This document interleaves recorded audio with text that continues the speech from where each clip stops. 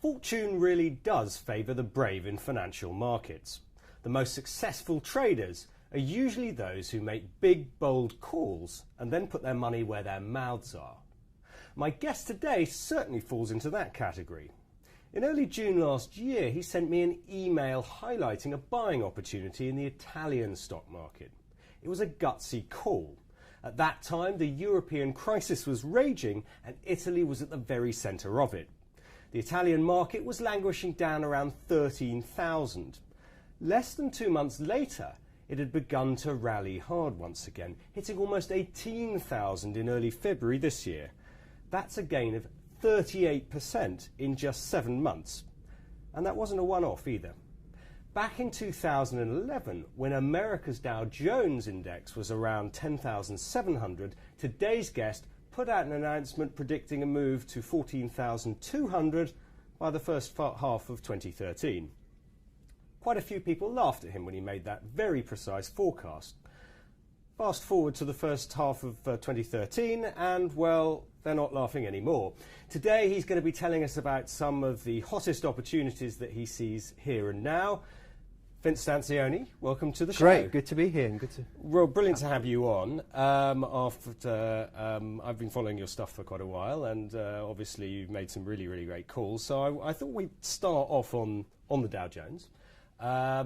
It's done exactly what you said it was to a very high degree of accuracy, and I think we should stress that because that's like a 30-something% move since you made that call. Now, in stock terms, you get 30% moves all the time, but for a big, old, slow index, a 30% move is something to write home about. It's not something that happens all the time. So now we're up at new all-time highs. What happens next? Okay, the first thing, let's just talk a little bit about the Dow. And the reason why I use the Dow, it's still the index that everybody looks at. If you ask somebody in the US or what market is the US market, they'll say the Dow. Of course, the professionals know it's the S&P 500. So it's an interesting index, the way it's worked out. Some people know it's not particularly weighted the same way as the S&P, and if it's only 30 stocks.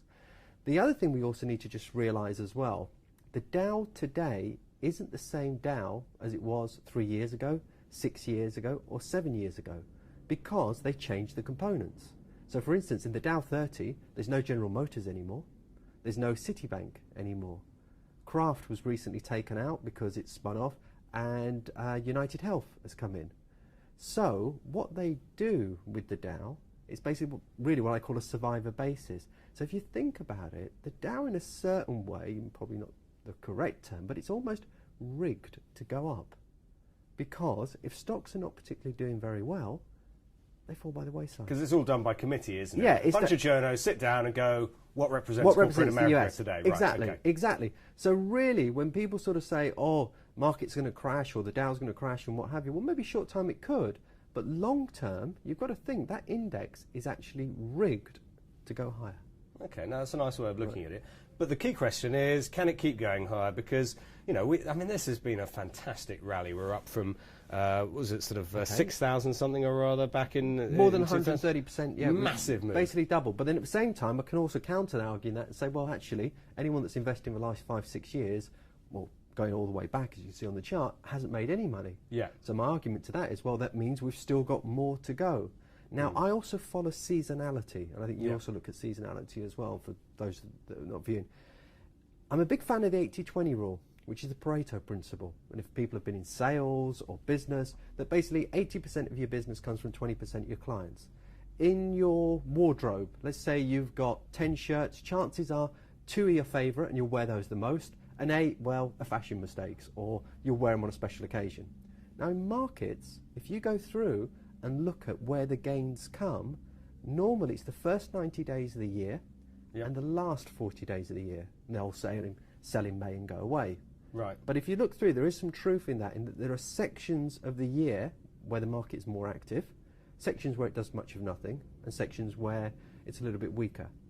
And we're about to enter into the weaker time of the year, roughly about mid-April to the start of May. And last year, in fact, we topped out, I think it was the 1st of May. Yep. And then we didn't much enough over the summer, and then about October time, we started getting bullish. And when you earlier said about my call, I actually made that on September the 26th, 2011, Dow's 10,700, and part of the reason why we were about to go into the bullish period as well. So I had a bit of wind behind my back. So pessimism was very high, and we were just about to go into a slightly bullish period. So now we're going to go into the slightly negative period. And I say seasonality, it's a guide, it's not a guarantee. So basically it means that just because the last 50 years September has been a weak month, it doesn't mean that this September is going to be weak. You've got to take it in the view of a time frame. But I think now, going into the summer months, I think we'll have a pause, and if not, some sort of a sell-off. And some people might say, oh, that's it, we've topped out. And the sell-off, it could be 7, 10%. Right. But it still would only take us, we're only giving back some of the froth, let's say. So you'll be buying into that sort of pullback? Yeah, or I might even just be holding with longer-term stocks. I'm not even going to bother selling out. And then we can look to go again. But I believe we've got a lot more to go. So, okay, just you don't mind being specific, because how high, maybe have you got a 2013 target or anything like that? Well, going out a bit further, I'm looking at 25,000 for the Dow. Wow. And people will say, oh, here we go again, right? But I'm talking about probably in the next sort of 8-10 years. So an almost double again. But if you chunk that down and work at 7 to 8% a year and compound it, you then start to see how that's quite possible. And some people that especially the gold bugs, they're all saying, oh, inflation, money's being printed, and we can talk a little bit later. But of course, that also helps stocks as well, because stocks are a good way to hedge yourself against inflation. Okay. And people don't tend to talk about that. So once we've had whatever correction we're due, or even just a pause, maybe the summer, sideways action, bit of froth. Then we take off again. What might we look for this year? 15,000 end of year Christmas. I can see that happen, because markets like round numbers. Yeah. If you go back in history, you see when we broke 10,000, we got to 11,000 quite quickly. Yeah. So I think we could easily see up 15, and that would be what, up 17, 18 odd % for the year. So somewhere about 15. Okay, that would be a pretty good year. But okay, so we'll keep an eye on that one. You've got lots of ideas, individual sectors and things. Let's take a look at the next chart. Now, here we've got, this is US home construction, home builder ETF. Yeah. Obviously, we had the massacre in this industry connected to the US housing crash. Yeah.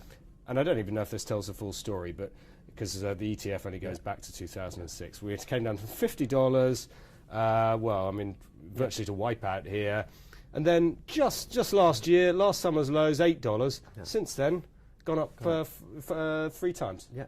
So, you bullish here or what? Yes, and it's a good representation actually of housing sales. There's so many different charts you can look at, but they all roughly look the same, which was basically 2008, 2009. Housing market was flooded with repossessions, all the subprime, all the rest of it. Builders were literally having to have rights issues, both in the UK as well as the US, to stay alive. Land, you couldn't give it away. The whole construction had stopped. Casinos in Las Vegas were half built.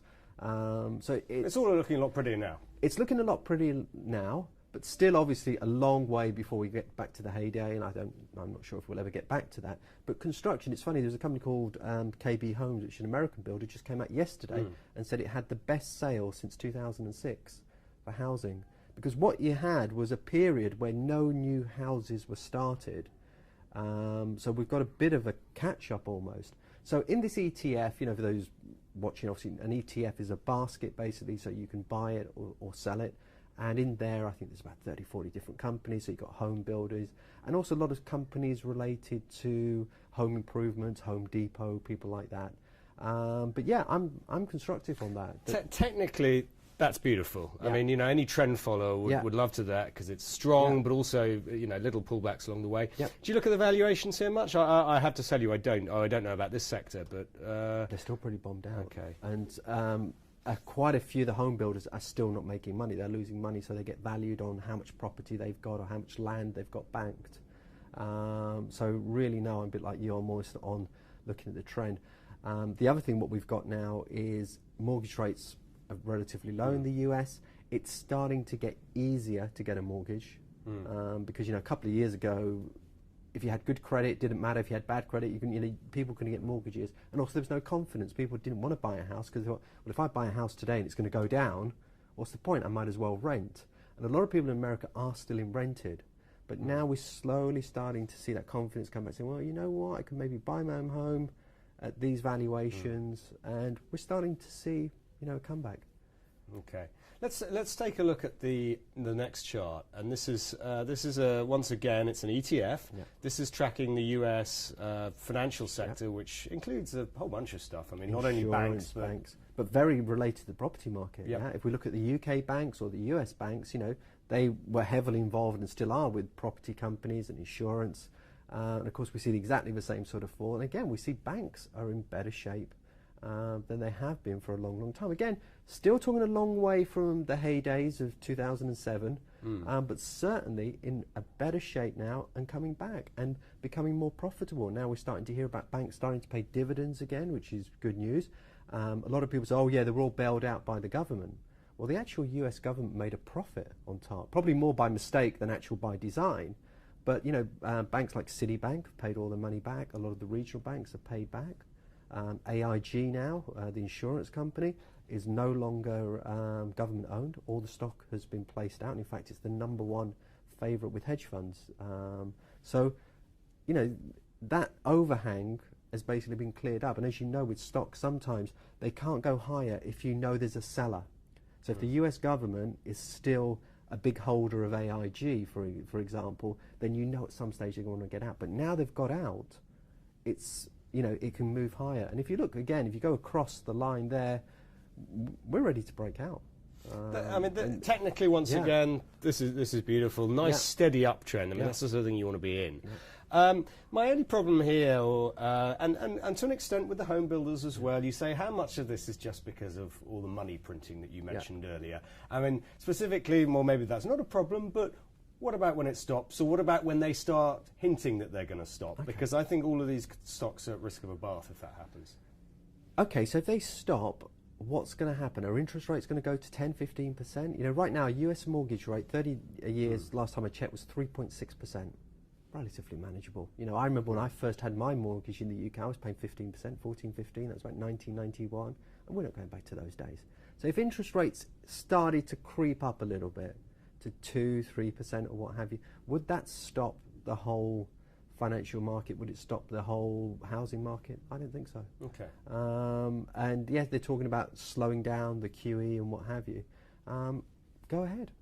I think do it. Maybe initially there'll be a few people that might be a bit upset and there could be initial sell-off, but then it could also be seen as positive. Because if now the Fed doesn't have to help the economy anymore, well, it means the economy can look after itself. But I still think we're a while off that, and I think it'll be gradual. Well, I agree with you. I think we're a while off that, but I'm not so confident when they do take it away, going by what we've seen in each of the last 3 years, that it's going to be so good. Okay, well, that's a nice one. Let's move on to the next one, which is, this is very interesting. This is the same sort of an ETF tracking the biotechnology sector, the racy side of the pharma industry, the drug discoverers, the little companies that are trying to find the cure for cancer or what have you.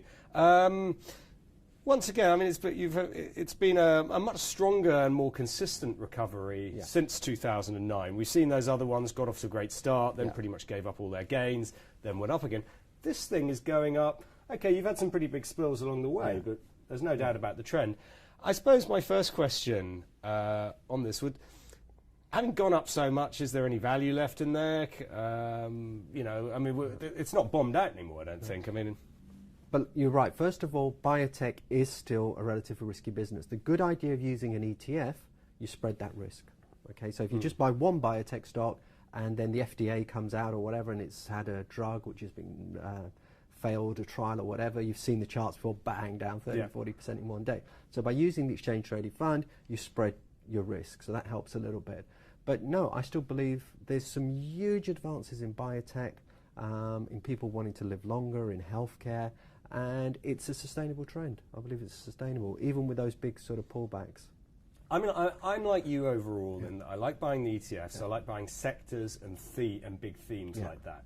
But I've got at least one mate who's a broker, and he insists that biotech is almost an industry on its own because it's less of a beta play. You really need to understand the science and things. I mean, a lot of the guys who follow this industry, a lot of the analysts in the bank, are actually former doctors or medical professionals. Yeah. I mean, it requires, so in a way, but then again, this chart is saying to us, well, you can latch onto the broader trend in the market. Exactly, because the whole point of technical analysis is you don't need to know the fundamentals or the story. Now, if the fundamental and the story basically backs it up, people are living longer. You know, interesting stat, of course, is that as the population ages, it's spending more on medicine. You know, they say in the last, I know it's a bit morbid, but the last 5 or 10 years of your life, you will spend more on pharmaceuticals, medical drugs than you will in the rest of your life. So as we've got an aging population, which we have, and people will spend more and more money. Let's just talk tactics here for a second, as far as, okay, you like this story, I mean, I don't know if that's an all-time high. I suspect maybe back in 2000 it was perhaps I think we're not far off it, but yeah. What would be for someone who's not necessarily a trader, but a tactical investor who wants to buy into this, bearing in mind what you've already said about the Dow or the US market pulling back a bit, when would you get long? What would you might want to wait now until, say, September, October, use the seasonal trend, and if you're lucky enough to get some sort of a pullback like that, then buy them, or just buy a few now and then average in a little bit. As long as that trend stays pretty much intact, which I believe it will, it's not a bad one to hold. You know, like you say, we're not particularly talking about the next few months. We're talking more about a few years. But I believe there's going to be a continual amount of great discoveries, good news coming out in the biotech and the sciences business. Also, what's happening, a lot of mergers and acquisitions. The big fish are buying out the small ones. You know, people like GlaxoSmithKline and all the big pharma companies, to keep their pipeline going, they have to buy the smaller ones out, and so on and so on. So it's an active sector. It's not something that, you know, a lot of people say, oh, biotech's flash in the pan. And it's had its teething problems, and people can remember probably back in 2000, we had a biotech boom both in the UK and the US. A bubble, yeah. And then it was too soon. It was a case of where people were investing, and it was Dolly the sheep and all these type of things, and obviously got creamed off, and then basically, but now we are actually starting to see real advances and actual money, you know, real commercializations of drugs being sold. Okay. And the valuations, I've looked at some of the bigger ones, they're not outrageous. They're not actually, you know, even though after that sort of move. So you've got a technical story, but you've also got a fundamental. You know, the population. Valuation. Because, for instance, demographics, very, very important. I know it's not, you know, oh, today the market isn't going to move on demographics, but you have to look at basically the marketplace of people. And if you've got an aging population, you've got to look at what do those people want, what are they going to need. And certainly, you know, drugs and pharmaceuticals is going to be more and more of the thing to keep them going. Important. Okay, let's move on to the next chart. Now, I think this is this a Citigroup, I think? Yeah, I think this is Citigroup. It looks like it, yeah, which basically, again, what I talked about earlier, was bailed out by the US government. So is this the biggest bank by capitalisation? It's one of them, and it's got an international side as well. So, again, yeah, what had happened? Literally, I think it was down to $1 at one stage or the other. Well, this is like here. Yeah. And this played havoc with the volume figures on the NYSE, because in order to trade the same value of stock, it was sending volume through the roof, and that's one of the reasons why people say the volumes on the New York Stock Exchange have been falling for the last few years. Yeah. Well, they've only been falling because the big stocks like this are worth so much more. Things like Bank of America and things as well. You're absolutely right. Yeah. And again, been a shocking story. You know, got into all the wrong markets and all the rest of it. But over the last few years, after this initial run up in say 2009.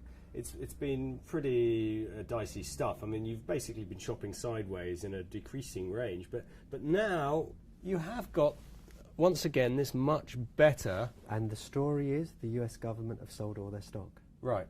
And it's now, again, one of the hedge funds' biggest holdings, so you see where the stock has gone. There's some very, very smart investors who actually bought back the years behind and held it all. But with that out of the way, and now they're talking about the dividend being increased as well, which helps to bring in. Yeah, very small dividend, but now it's looking to be increased. So, and again, very strong in Latin America. They've sold a few divisions. They had an airplane leasing business, which they've gone out. So they're getting back to very core sort of businesses. So again, you've got the fundamentals backing up. But the best news for me there is that the US government doesn't own any more stock. So it's so now you've got this overhang. Yeah, exactly. And I think that's what you see in the chart. You see, because everybody knew at some stage the US is going to try and get out. And they got out in tranches, and the last tranche was just before Christmas. So once again, would this be a buy on the dip sort of thing? Yeah, or even buy it now. I'd be happy to to pick that sort of stock up. And again, also gives you a bit of play into the property market as well, because you see as it looks very similar, especially lately, to the property market as well. The credit card market, obviously you've got activity in credit cards. Delinquency rates on bad debt continues to fall, which is good news for them. So they're writing off less than they ever did before. Let's just talk quickly about the way in which people could play these, because obviously all your ideas are to do with Wall Street. Yeah. We've got a largely UK readership here. So, I mean, two options. One is open a US brokerage account. Which is not as difficult as it used to be, because most of them have got offices in the UK now. Yeah. There's certain firms which allow multi-trading, so you can trade UK, European, US stocks all from one account. There's financial spread betting, which have offered US. Let's talk about that, because a lot of readers who watch this will have a spread betting account. Yeah. Would you be comfortable taking a position here and running it just on a sort of slightly longer term basis? Yeah, because a lot of people think, spread betting has got to be for day traders and what have you. Yeah. I know people that have had spread bets on gold and things like for 3-4 years, where they've had longer term contracts and they've rolled those contracts over.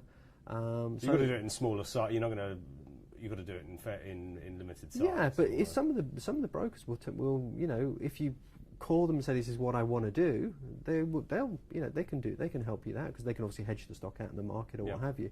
And the other advantage for some people that might be worried about dealing in dollars, if you spread bet, you can still spread bet in sterling. So for Citigroup, for instance, let's say it's trading at $40, you can trade £1 a point or £2 a point or whatever. Let's just quickly talk currency risk, because we've got a bunch of US stocks here. Yeah. What's your view on the pound against the dollar? I like the dollar. So most of my wealth right now is in the dollar. Well, it has been for the last few years. So the upshot has been that it becomes cheaper for me in the UK and Europe. But many people a few years ago said, the dollar's toast and all the rest of it. Well, my answer to that is, what's your reserve currency then? What currency are you going to trade gold in? What are you going to trade oil in? You go around, I've travelled around the world and what have you, and if you've got dollars in your pocket, you will nearly always be able to change those. You go out with euros or sterling to some places that are offbeat, they won't know what they are. So the dollar is still the reserve currency until something else comes along. Okay, let's look at your next one. I'm not quite the names have gotten knocked off. I know the last one is AIG, so this means that this one is I think this would mean this was General Electric. General Electric. Like. Yeah, okay, yeah. Yep. Again, GE. Interesting. Although the Dow has come back to a new all-time high, GE, which has been in the Dow all these years, hasn't. Right. In fact, the GE would have to get back up to $42, $43 to get there. For those that don't know, General Electric, big diversified company, operates in countries all over the world.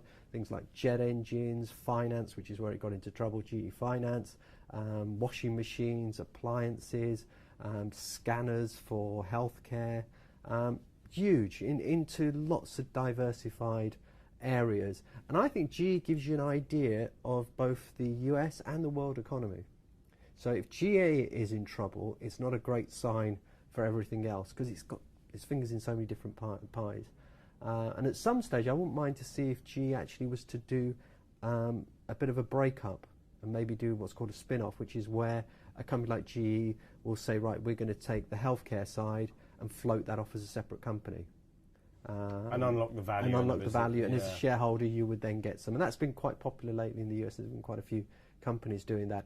But it's looking much better for GE. A lot of the way it's been a bit more of a choppy uptrend, but I suppose you treat these sort of episodes as those are kind of your buying opportunities, I guess. Yeah, and you're always going to get news stories related, like say something's recalled or whatever, or a jet engine or something catches fire or whatever. You're always going to get that short-term noise.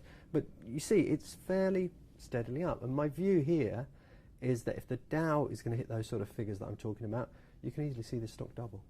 So going back to those 40s. Sorry, and let's just get the time. Yeah. And that's double by 7. Let's say 7. Let's say 7 to 10 years in that sort of insert. So we're 25 or something now. Yeah, yeah. So $50. So 13, yeah, Yeah. plus dividend, and it's increasing that dividend as well. It's I mean, for you, this is quite a it's quite a modest target in a way. Yeah, I mean, you know, yeah. because the stuff that you've, you know. Yeah.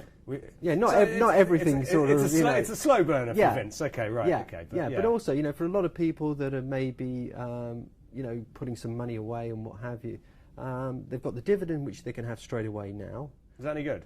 It's about 3.5%, 4%. Obviously, okay, for an American stock, that's not bad. And well, compared to cash, you know, it's pretty good as well. And also, it looks like it's increasing as well, which is important. Because it's all very well sometimes people look at stocks. You know, I've made a lot of money in the tobacco industry, but the dividends. You know, you look at the chart, and okay, the charts have done well, but also the dividends have accumulated. Yeah. And you could either take some extra shares with those dividends to compound up, which is a good idea, or you know, if you need the income, because a lot of people that come to me are starving for income. It's not necessarily that they all want to make 100% a year or what have you. It's like, look, my banks pay me 1%, 1.5%. Bonds, well, they're not paying great amounts either. You know, where can I go next? And you know, stocks like GE, basically, you've got a bit of the equity play, and you've also got a fairly decent dividend. Let's move on to the last one, which I think is AIG. Yes. Now this, I mean, Disaster. Well, what an ugly chart. Yeah. I mean, this was around the time of the bailout. I mean, a huge gap down there. I mean, you don't often see that on a weekly chart. And it's been looking. I mean, even after the so-called recovery from 2009, this is ugly stuff. But once again, just lately, you've entered this lovely, smooth uptrend. And this brings it back in nicely. AIG used to be a Dow 30 stock. Right. And of course, then it was taken out the Dow because, well, we don't want AIG in the Dow anymore. Right. So it's no longer a Dow stock. It's an S&P 500 stock. But you're absolutely right. And again, the same theme here. The government basically is no longer a holder of AIG. They were, and they actually made a profit on their AIG shares. So, you know, as I say, a lot of people opposed the bailout, but thinking about it, when the government could just print money itself, invest in stocks, sell those stocks back again, it's done okay. But yeah, again, talking not paying a dividend yet, I don't believe, but they're talking again to bring back a dividend, which helps to bring in holders. On the whole, doing pretty well. The only thing that had a bit of a glitch was Hurricane Sandy caught them out, and there was a bit more insurance. And you know, with the insurance business, you've always got those risks, the force majeure or whatever, of a big. But on the whole, doing better, writing good business, and you know, you can't look back and say, oh, look what happened there, because the AIG today is pretty much a very different business.